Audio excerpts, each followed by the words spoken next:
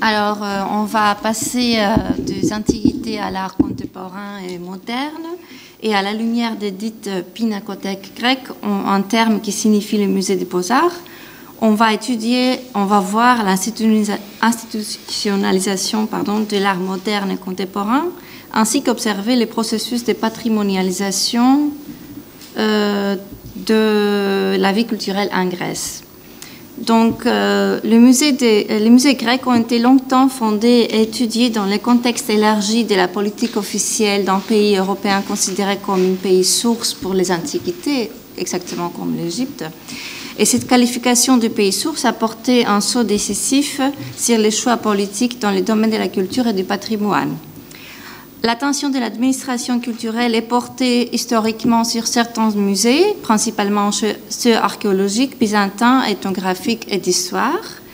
Et l'hétérogénéité des informations disponibles, l'absence d'études systématiques, ainsi que le développement moins programmé et plus sporadique des pinacothèques empêcha pour longtemps la constitution d'une histoire complète des musées, parmi eux des musées des beaux-arts.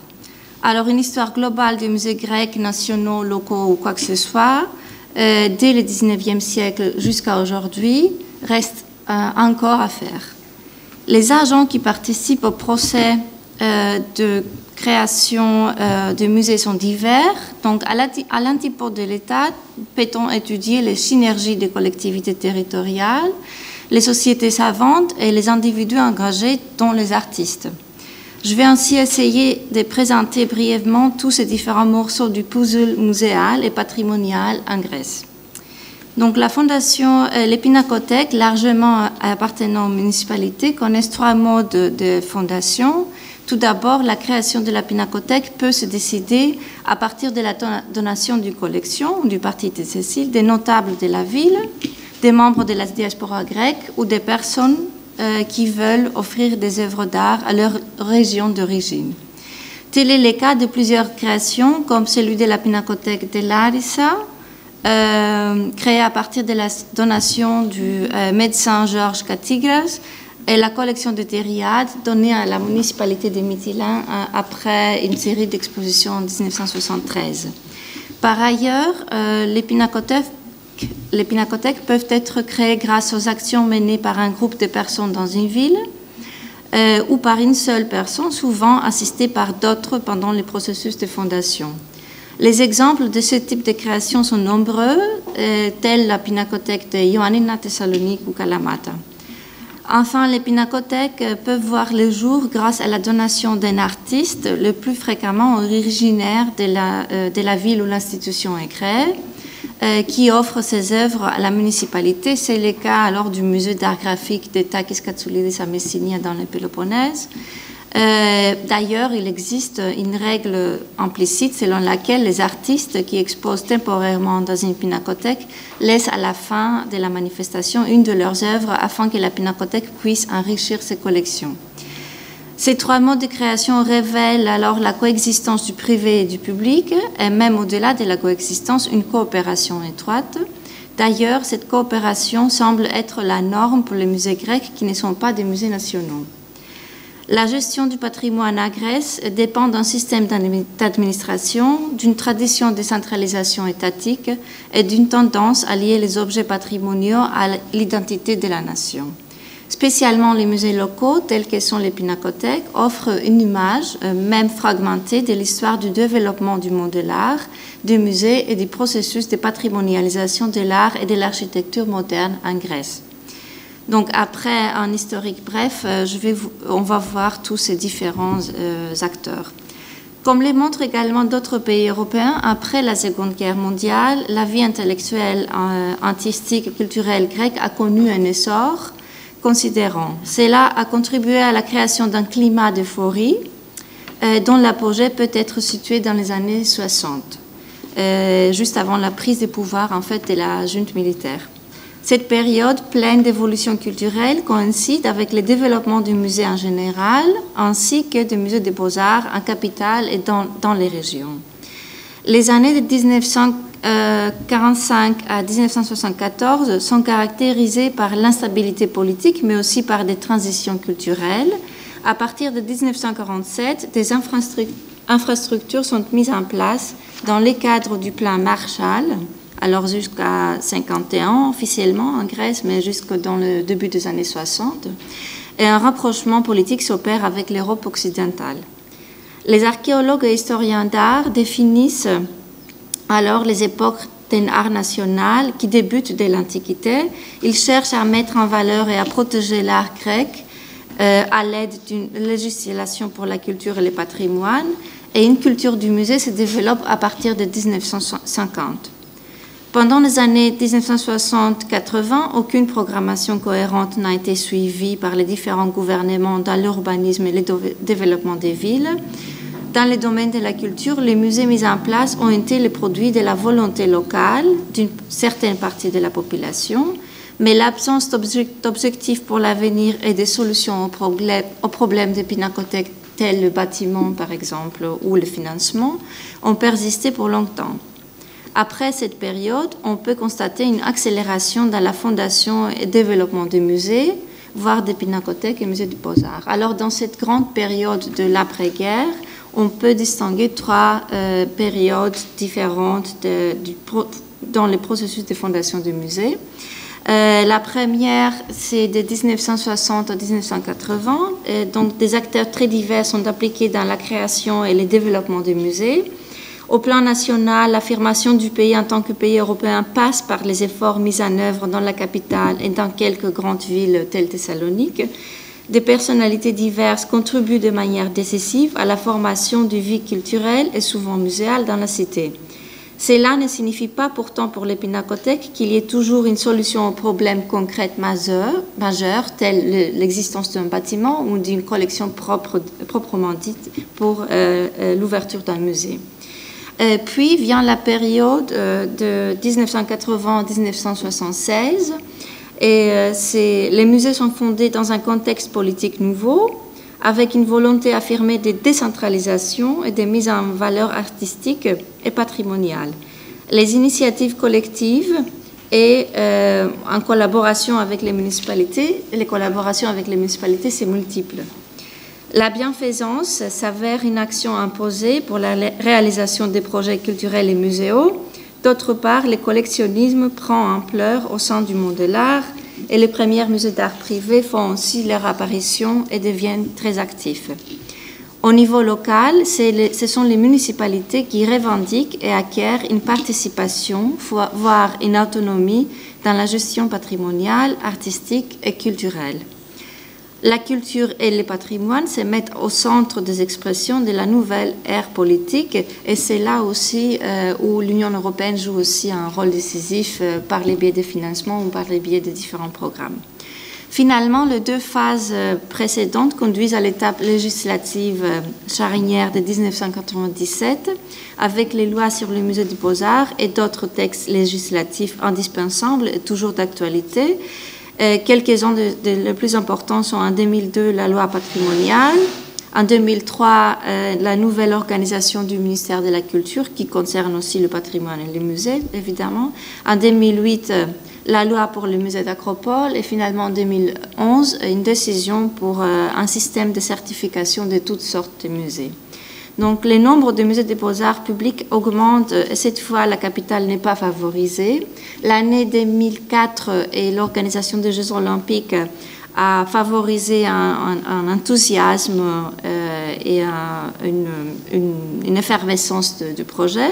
Mais depuis cette période, à peu près, les musées semblent être entrés dans une phase de maturité institutionnelle, mais aussi à des grandes difficultés dont la plus importante est sans doute que leur fonctionnement est de plus en plus lié aux intérêts politiques et économiques des municipalités. Donc ces trois phases de patrimonialisation de la modernité montrent un processus très fragmenté et ici je vous ai mis aussi un graphique sur le nombre de fondations de musées dans cette longue période historique qu'on voit. Et c'est surtout à partir des années 80 qu'on commence à voir vraiment une fondation de musée. Donc, le monde de l'art, les spécialistes de l'éducation esthétique, qu'est-ce que c'est le monde de l'art? Je prends la définition de Howard Becker. Je cite alors, un réseau de coopération au sein duquel les mêmes personnes coopèrent de manière régulière et qui relie donc les participants selon un ordre établi. Un monde de l'art est fait de l'activité même de toutes ces personnes qui coopèrent. Alors, c'est pour Howard Becker, l'art ou la création de l'art, c'est un produit collectif, finalement. L'action du communauté intellectuelle composée d'historiens et de critiques d'art est multiple et polyvalente. Les marchés, finalement, le monde de l'art reprend sa vitalité au milieu des années 50. Par les biais de la formation d'associations culturelles et artistiques, la publication d'ouvrages sur l'art et la création de nouvelles galeries. Donc l'activité artistique semble dynamique, surtout à Athènes et à Thessalonique, juste après la guerre.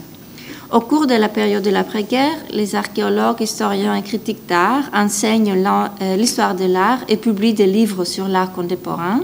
Ils soutiennent les artistes qui exposent à Athènes ainsi que leur volonté d'exposer en dehors de la capitale. Ces efforts coordonnés alors entre critiques, historiens et artistes mènent à l'établissement du monde d'un marché de l'art. La réflexion sur l'art contemporain est davantage liée à l'enseignement des arts et de l'histoire de l'art, la professionnalisation dans le domaine des beaux-arts et les goûts esthétiques de la période. Pendant cette période, la Grèce se rapproche de l'Europe, voire du monde occidental, et les institutions muséales participent activement à cette évolution de la société grecque, parmi eux aussi les pinacothèques. Mais cette évolution muséale et pédagogique a aussi une influence internationale qui est basée à l'ICOM, qui est une influence qui s'est exercée également dans les années 80. Depuis les années 1970, à l'instar des exemples internationaux, la place et l'influence de la critique et des revues aux journaux d'art ont joué un rôle incontestable dans la formation du monde de l'art. Et c'est là justement aussi qu'il faut aussi chercher pour trouver les informations sur ces musées, et non pas seulement sur les archives.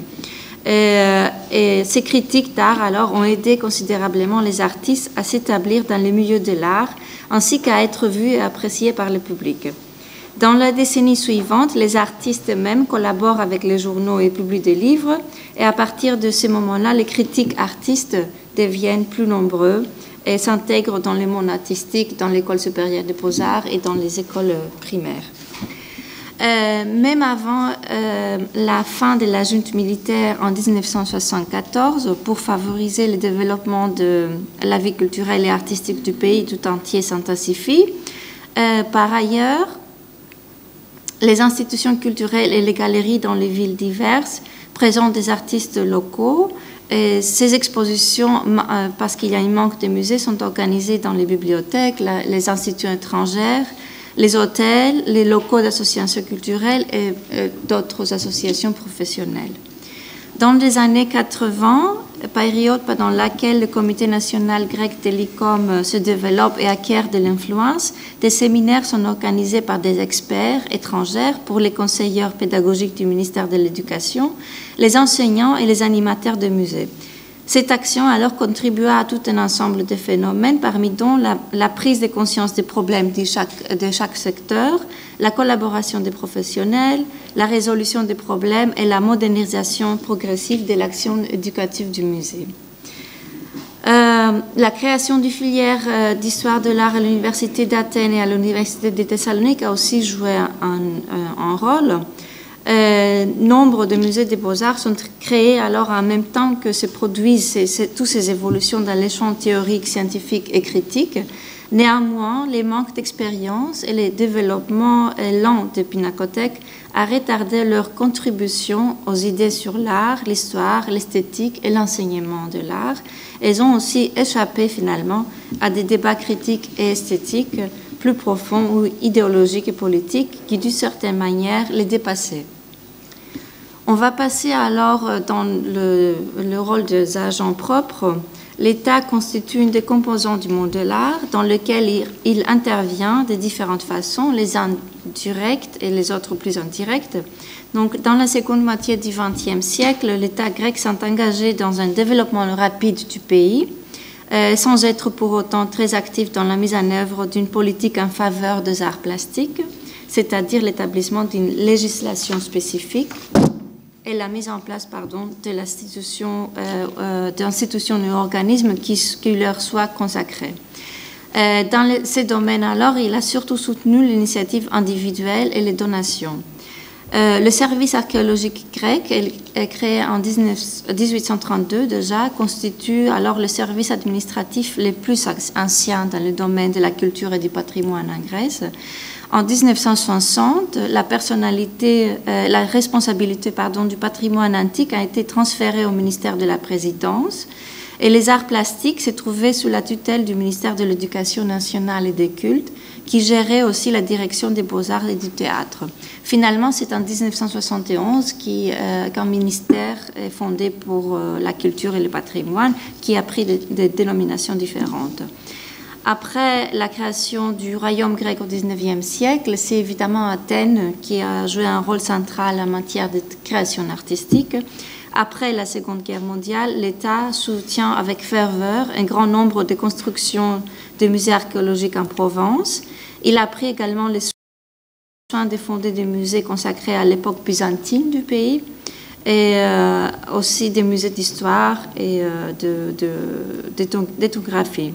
C'est pour ce qui est du patrimoine contemporain, une première loi apparaît en 1950 qui concerne la protection des monuments modernes. À partir du rétablissement de la démocratie et la nouvelle constitution de 1975, les antiquités, la tradition et les artistes sont protégés afin d'atteindre les objectifs de la protection du patrimoine national, le renforcement de la création contemporaine et la diminution des déséquilibres régionaux. C'est à partir de 1983 les efforts du ministère de la Culture s'orientent vers les objectifs plus concrets. D'ailleurs, la volonté de promouvoir une image de la Grèce autre que celle de la Grèce antique commence aussi à naître à cette époque. Et il faut aussi dire qu'à l'instar d'autres pays, les années 1980, ce sont les années où commence vraiment la décentralisation officielle en Grèce. C'est là où on voit aussi que l'État intervient, la première directe intervention de l'État dans la fondation de Pinakothek. Et c'est à cet égard, l'État fait des achats et des cessions afin que les musées soient créés. C'est dans les années 80 qu'on voit l'intervention de l'État pour trois pinakothèques. Ce sont les pinakothèques de Lamia, d'Héraklion et de Kavala, qui, sous l'office de Mélina Mercouri en 1984, qui aide à la constitution des petites collections et la promotion de ces institutions. Malgré ces cessions, pourtant, des œuvres, la Pinakothèque municipale d'Héraklion n'est fondée que 6 ans plus tard. Et la création de la Pinakothèque de Lamia indique un processus de même nature. Et celle de Kavala se trouve toujours, encore aujourd'hui, face à des difficultés existentielles. Donc, dans les années 90, le ministère de la Culture a continué son action en privilégiant plutôt les collaborations, car ni ses finances ni la législation ne lui permettaient d'accorder un soutien plus concret. Pendant cette époque, il y a plus de conventions de coopération, celles-ci étant des contrats établis entre les ministères de la Culture et les municipalités. Donc, surtout après 1995, ces conventions se multiplient et leur validité, leur durée, c'est environ de 10 ans. D'une manière générale, alors, l'intérêt porté à la culture en Grèce suit en parallèle l'intérêt de l'Union européenne à l'égard de la culture, plus marqué à partir de 1980. À partir des années 90, la conséquence la plus importante de l'apport européen et surtout financière est sans doute le fait que l'État a défini sa politique culturelle en fonction d'un dynamisme rendu possible par les aides économiques européennes. Finalement, dans l'esprit de la loi de 2002, l'État grec définit, conçoit et crée des musées de tous les types, mais il est encore très largement question des musées nationaux. D'ailleurs, l'absence d'un cadre général pour l'ensemble des musées renvoie au questionnement sur une politique muséale globale effective. En raison du rôle partiel alors de l'État dans la fondation et le soutien des musées, des beaux-arts, le monde de l'art et des lettres décide de créer des musées où l'art de leur propre temps était exposé. Par ailleurs, le projet de créer un musée d'art contemporain depuis les années 50 est lié au changement que les artistes veulent introduire dans leur art et sans doute aussi dans leur propre statut social. Pourtant, seuls certaines pinacothèques font l'expérience simultanée du renouveau artistique suivant l'évolution de l'art contemporain. Malgré cela, dans les années directement après la guerre, le rôle de l'artiste en tant que créateur commence lentement à être reconnu. Un artiste qui a toujours soutenu, tout en étant un des initiateurs du premier projet d'établissement d'une pinacothèque dans la Provence au début des années 60, est le peintre Costas Malamos, afin de convaincre les artistes de sa génération à donner des œuvres à la pinacothèque à devenir. Il utilise l'argument de la création d'un mouvement dans les marchés de l'art. Le peintre souligne l'importance de la ville de Ioannina, qui est la première à s'engager dans la promotion de l'art et surtout d'un art grec contemporain. La pinacothèque est ainsi une institution consacrée à l'art de son temps, c'est-à-dire aux artistes contemporains. Finalement, ces appels ont eu le fait qu'en 1969, le nombre d'artistes qui ont donné des œuvres s'est élevé à 50 et le nombre de collectionneurs qui ont également donné des œuvres était 9. Le même schéma de donation de la part d'artistes vivants peut-on suivre dans l'histoire de plusieurs musées de Provence pendant cette longue période. Enfin, concernant l'aspect de l'organisation officielle des artistes et leur rapprochement à l'institution du musée, il faut mentionner la Maison des Arts Plastiques de Grèce, aujourd'hui une personne morale des droits publics, sous la supervision du ministère de la Culture et du Comité national de l'Association internationale d'art plastique. Son origine se situe dans l'entre-deux-guerres et dès sa création, elle a entretenu une relation étroite avec l'État. Dans l'après-guerre, une des premières actions de la nouvelle maison était de soutenir les propositions de certains artistes auprès du ministère de l'Enseignement pour intégrer les arts plastiques dans le plan Marshall. Mais l'absence de continuité dans l'engagement de l'État a conduit les artistes, comme on vient de voir, à soutenir individuellement les projets de pinacothèque. Dans les années 80, c'est alors c'est une renouvelation pour la Maison des Arts Plastiques et c'est ça qui donne aussi la possibilité à la maison de collaborer avec les collectivités territoriales et à aider ses membres à participer à des projets qui sont en liaison avec les municipalités. C'est là alors que cette collaboration entre municipalités et artistes nous amène dans l'agent prochain, qui ce sont les municipalités, à côté des associations culturelles et sociétés savantes. Dès le début du XXe siècle, et plus encore après la Seconde Guerre mondiale, les municipalités se sont souciées de donner une identité à la fois nationale et uniformisée à leur ville. Elles ont cherché à atténuer ou à faire disparaître leurs aspects ottomans et orientaux. À l'instar du modèle européen, les municipalités ont voulu mettre en valeur l'espace urbain pour qu'il soit digne d'une ville moderne. C'est là aussi que la création des musées, de théâtres, de conservatoires, etc., s'inscrit alors dans ce projet de modernisation, de progrès social, de croissance économique et de développement culturel. Pour les villes qui décident de fonder une pinacothèque, l'argument géoculturel n'est pas négligeable, car un musée, c'est une institution qui constitue une expression identitaire. Ces points d'accroche se fondent aussi sur les logiques politiques. Ainsi, l'histoire des pinacothèques s'inscrit dans celle des municipalités et plus largement dans la politique locale.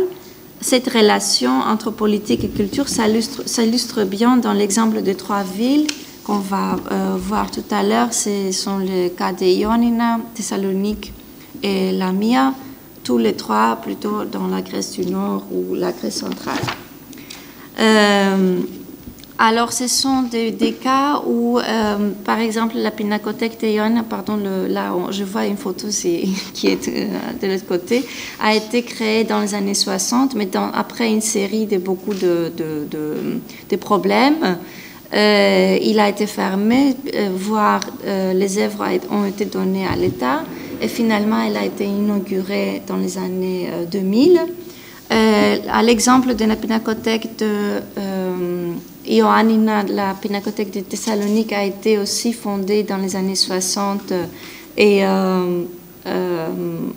mais elle a été ouverte à partir des années 1980, quand on a fait reconstruire cette maison de la Villa Mordor à l'est de la ville. Et finalement, le musée de la Pinacothèque de Larissa, musée Katsigras, est créé dans les années 80. C'est un cas exemplaire parce que c'est la première fois qu'un donateur, le médecin Georges Katsigras, qui a été habitant de la ville de Larissa, il a donné sa donation à la municipalité et non pas à la Pinacothèque nationale qui a été juste là le cas pour de telles sortes de donations. Alors, ce cas de Katsigras est intéressant parce que fait émerger les sujets de l'évergétisme. Alors, en français, c'est un terme technique, mais en grec, c'est encore très utilisé. Donc, évergétisme et bienfaisance, je l'utilise d'une même manière. Et la Pinacothèque grecque, alors, selon Pomian, c'est un musée qui révèle du modèle évergétique et du patrimoine de la sphère privée. L'évergétisme, évidemment, ce n'est pas une spécificité grecque. On le voit en France, aux États-Unis, en Allemagne, un peu partout dans le monde. Et ce qui est intéressant, c'est de voir que par rapport au XIXe siècle, 19e siècle, l'évergétisme grec, il y a un glissement d'intérêt dans le XXe siècle vers les arts. Qui fait qu'on a de plus en plus de fondations et de donations des musées. Et ce qui est aussi intéressant, c'est que cet acte d'évergétisme sont liés à partir de 1980 aux efforts de démocratisation et de décentralisation, une nouvelle organisation du pays. Donc, on peut dire en guise de conclusion que tous ces différents parties de l'histoire muséale et finalement de patrimonialisation apportent une vision plus complète sur les musées grecs, qui sont un secteur qui n'avait pas de précédent historique en Grèce. Cette institution, cible d'aspiration complexe, s'est constituée et s'est implantée en Grèce aussi, le long d'une période perturbée et avec beaucoup de changements politiques, sociaux, économiques, culturels et artistiques. L'histoire des pinacothèques n'est pas une histoire d'un moment ou d'un domaine artistique, et surtout, il n'est pas l'histoire d'une seule instance. La municipalité, en tant qu'agent public, s'est imposée pour des raisons pratiques et politiques, mais elle suit aussi d'autres agents dynamiques comme l'université, les historiens d'art, les principaux agents économiques et culturels d'une ville, les individus et leurs efforts indépendants pour développer la vie culturelle et artistique de la ville. Et finalement, l'État a joué un rôle décisif plutôt de par son absence. Je vous remercie pour votre attention et je suis prête à